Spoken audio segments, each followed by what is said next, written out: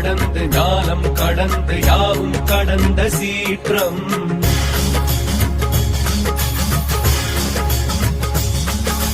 அண்டம் படர்ந்து அணுவை பிளந்து அன்பில் நிறைந்த தோற்றம்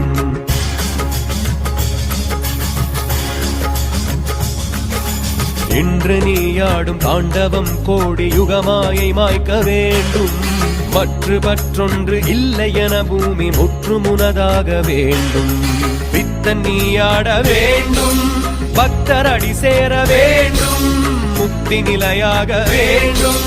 சித்தம் சிவமாக வேண்டும் சிவ சிவ சிவ சிவ இது சிவயுகமென சிவகணங்கள் கூடியாட